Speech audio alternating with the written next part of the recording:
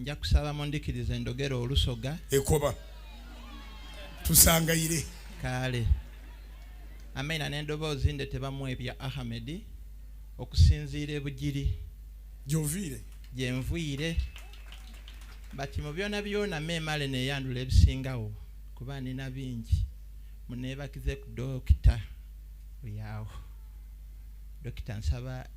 dokita oyo singa tiniye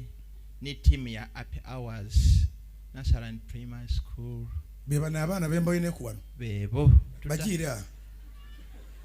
oidi abantu tebayidi nti ndi musoga so banange nze okwida wano nga we muli kumbona nga wenvuireyo ovuireyo ng'omuntu ku kusomezebwa kw'amaani okw'emulundi ogutali gwa mulala gwonka kuva 2017 mbise mu struggle etali ntono guno n'omulundi gwange ogusooka otuuka ku wano pasita mbe yenkuboneranga ku TV uli wentega TV eyindi oba ni TV madamu alumukira ku TV so TV madamu yalumuka ajja ku salt yes era kukubuulira kuno kugirenga obuulira kugirenga ku nsika mpola mpola Katonda wansi omweiza n'emikwano dona mirokole wekinongera okunsiimooza nkoma waife last born ne walwala ng'omugaye guli mulwana mukoti jja kumusabaako bati Yesu akola yabise ali mu senior one right now ayirwaire wa spinal cord right wa spinal cord aidawona Yesu talemwa ekindi nali nja tololo nga nakagula emotoka yange esooka 3 years back nga igwendi tombula naye muweereza wa Katonda nga akola mu church Busia BMC abajidi bajidi twafuna accident motoka yefula mu ibanga emirundi esatu navaamu nimula mutyaja kumwidwairo nga omuli kumbona munange yajja mwidwairo yali mukazi nga akola mu trust bank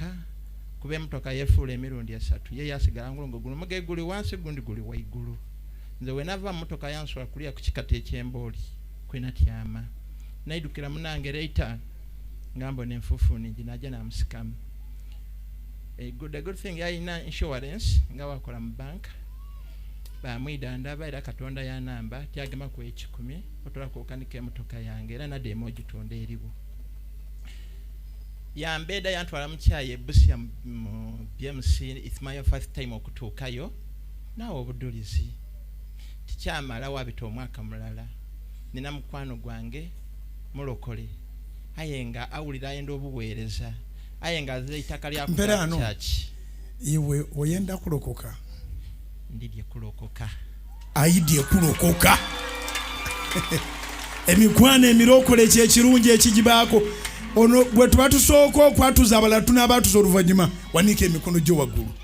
gamba nti ayi Yesu olunaku lwaleero nze yogera amannya go nze mwebya Ahmed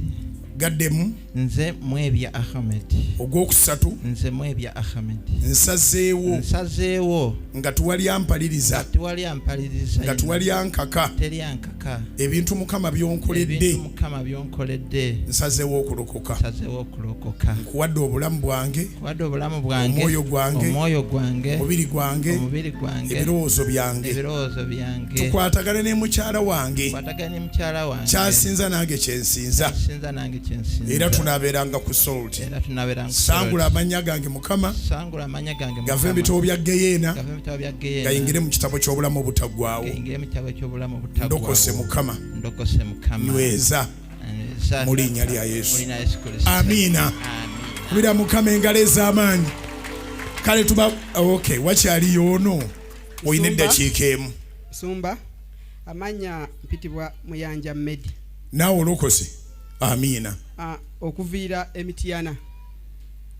nga najjako wano 2017 oba nzijukira lwe najjako wano eno naye